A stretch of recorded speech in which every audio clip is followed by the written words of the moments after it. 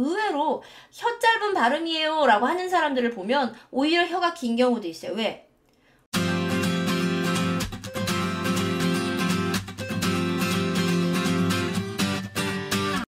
본인이 혀 짧은 소리가 난다고 해서 혀를 확인해 본 결과 진짜 혀가 짧은 사람들은 생각보다 별로 없었어요.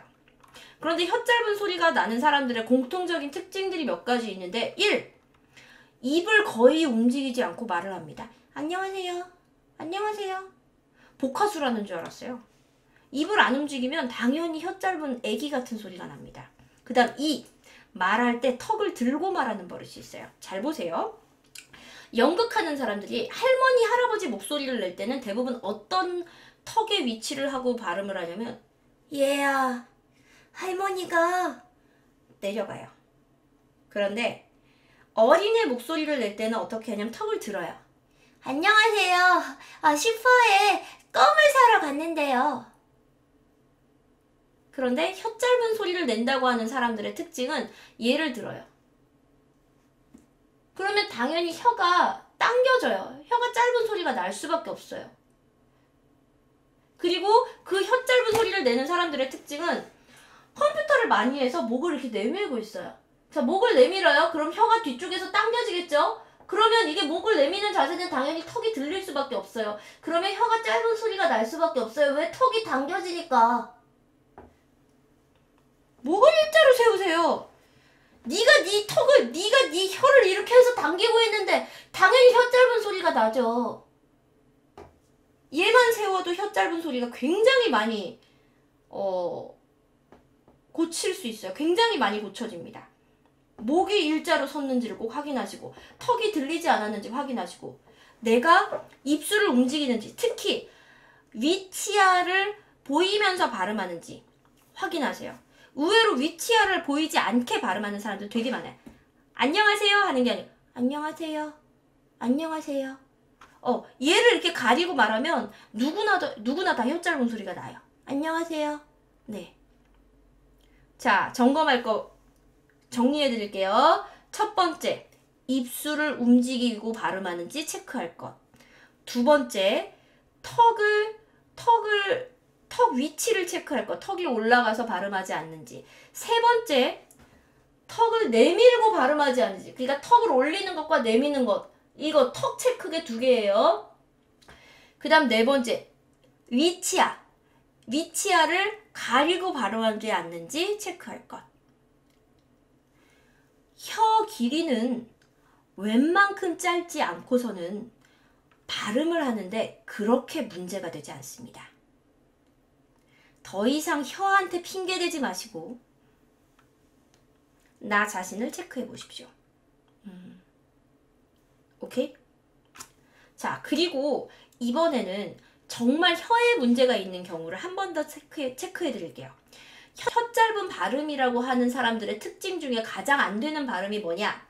시옷이요. 사슴. 왜냐면 사슴. 혀가요. 치아, 이게 치아라고 칩시다.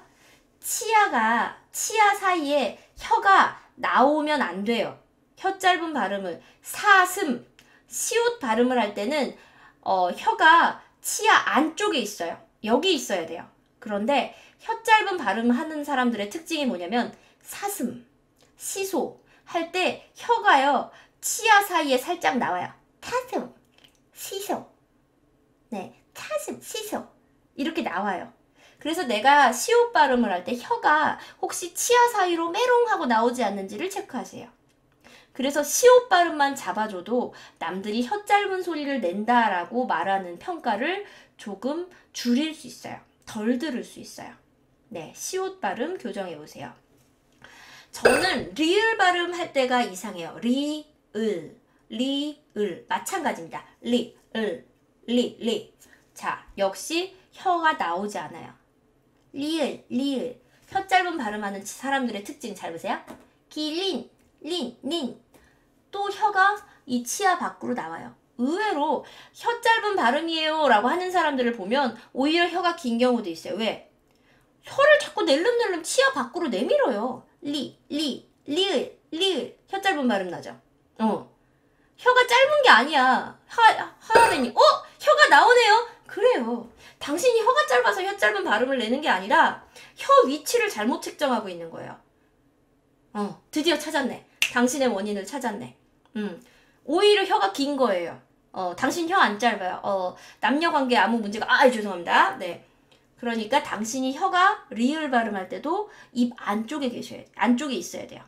밖으로 나오면 안 돼요. 시옷 발음할 때, 리을 발음할 때 혀가 안에 있어야 돼요. 리, 르, 롤.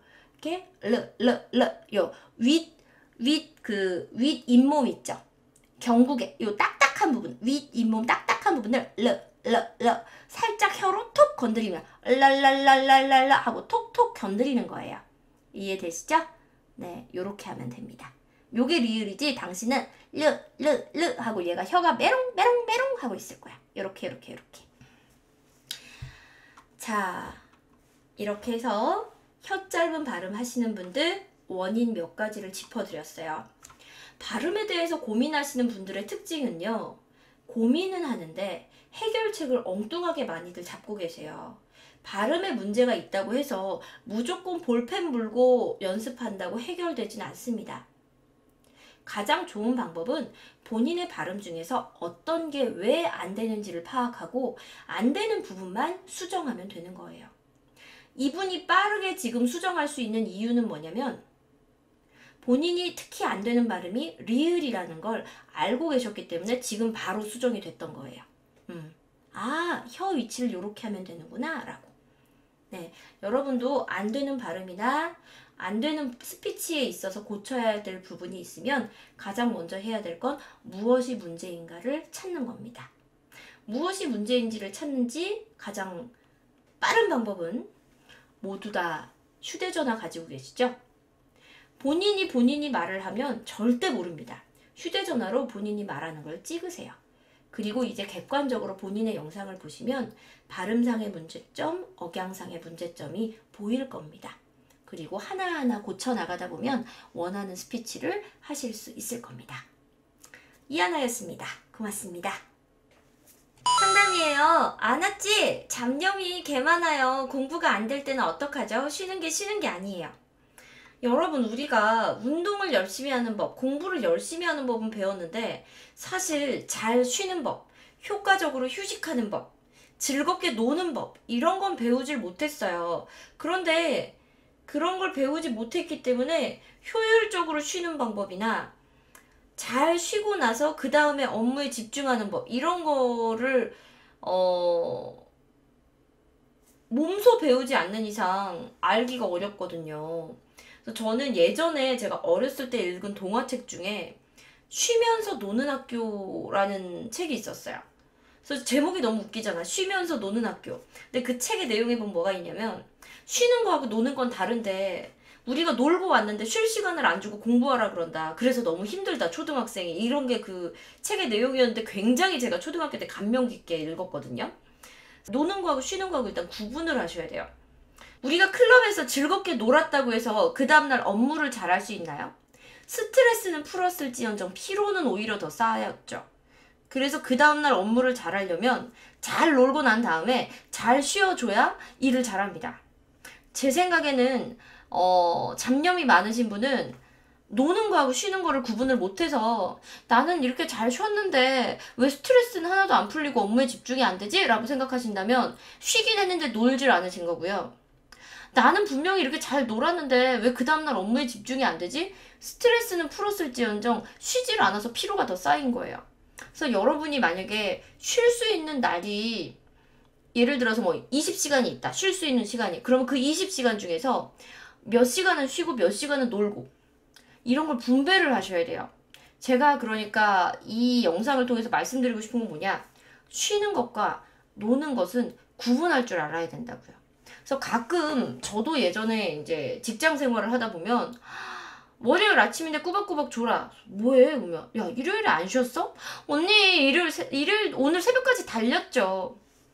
이건 어떻게 보면 안 되는 거예요. 왜? 월요일에 업무가 있으면 노는 것과 쉬는 것을 분배를 했었어야 되는 거지.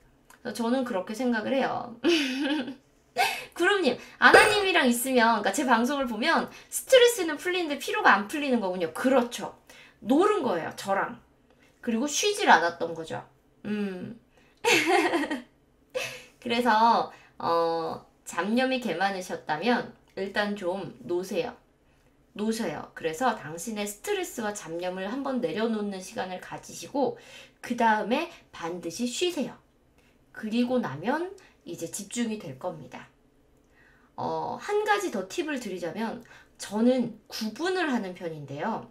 예를 들면 어떤 식이냐면 놀 때 입는 옷, 쉴 때 입는 옷, 일할 때 입는 옷을 구분하는 편이에요. 그러면 몸이요, 내가 이런 옷을 입는 순간 나는 지금 쉬고 있는 거야. 이런 옷을 입는 순간 지금 일을 하는 거야. 그래서 약간 몸이 좀 적응을 하더라고요. 왜 우리 자동차에 보면 컴포트 모드 있고 스포츠 모드 있잖아요. 그래서 그 모드를 바꾸면 자동차에 있는 모든 부품들이 그 모드에 맞게 적응하는 것처럼 그런 자기 자신도 약간 모드를 여러 가지 두는 게 되게 필요해요. 여기하고 연관돼서 한 가지 더 말씀을 드리면 제가 예전에 학원 강사를 했었어요. 대학 교수 하기 전에. 학원 강사를 할 때 가끔 특강을 하거든요. 학부모 특강. 근데 문제는 뭐냐면 고1 학생들 학부모만 있는 게 아니라 전체 학생들의 학부모가 있는 거야. 그럼 그들에게 공통적인 이야기를 해줘야 돼. 학생들 특강을 하면 그들에게 공통적인 얘기를 해줘야 돼. 근데 사실 학년을 통틀어서 공통적인 이야기가 그렇게 많지 않거든요. 그건 말 그대로 학습의 진리 같은 얘기인데. 그래서 제가 고민을 하다가 한 번은 특강 제목을 뭘로 잡았냐면 시험 잘 보는 법. 그러니까 막 특강을 들으러 막 학생과 학부모가 막 되게 많이 왔어요. 그때 제가 무슨 얘기를 해줬냐면 볼펜을 시험에 들어갈 때 볼펜으로 문제를 풀잖아요. 검정색 볼펜과 빨간색 볼펜을 둘 다 가져가라고 그랬어요. 물론 컴퓨터 사인펜도 가져가야겠지만. 왜? 그래서 문제를 풀 때는 검정색으로 풀고 검토를 할 때는 검정 볼펜을 내려놓고 빨간 볼펜을 들어서 검토를 하라고 가르쳐 준 거예요. 왜 그러냐?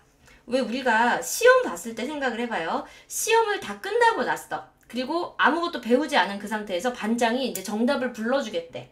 그래서 내가 시험 문제를 다시 이렇게 딱 봤는데 정답을 부르기도 전에 이 문제 틀렸다. 이거 실수했다. 내가 이거 왜 기억 못했지? 이런 경험들 다 있으시죠? 그게 왜 그러냐면 내 몸의 모드가 시험을 볼 때는 시험 보는 학생 모드였던 거야. 그런데 이제 반장이 정답을 불러준다 그러니까 채점자 모드로 바뀐 거예요. 제3자의 모드. 근데 원래 제3자 모드로 문제를 보면 보여. 바둑도 본인이 바둑 둘 땐 안 보였던 게 훈수를 두려고 이렇게 옆에서 보면 보여요. 그래서 빨간색 펜을 들고 검토를 하라는 거예요. 검토 모드, 채점자 모드. 그래서 놀 때 모드라든가 쉴 때 모드 이런 걸 구분하면 굉장히 내가 적응이 잘 되고 집중력이 좀 더 높아져요. 채팅창에 개도랑님, 저도 그래요. 실컷 원고 써놓고 퇴고할 때는 글 쓰는 입장이 아니라 독자 입장에서 퇴고 작업을 해요. 저분이 누구냐면 이참에 선전? 제 채팅창의 팬이자 이 책의 저자거든요. 근데 이분도 작품을 쓸 때, 글을 쓰실 때, 글을 쓸 때는 작가 입장에서 써. 그리고 이제 퇴고할 때는 어떤 입장? 독자 입장에서 퇴고를 하는 거지. 그래서 사람이 이렇게 모드를 바꿔준다는 건 되게 중요해요. 자, 그래서 여러분, 잡념이 많을 때, 일에 집중이 안 될 때, 공부에 집중이 안 될 때는 내가 집중 모드와 쉬는 모드, 노는 모드를 구분을 해두면 편하다는 게 오늘 상담의 결론입니다.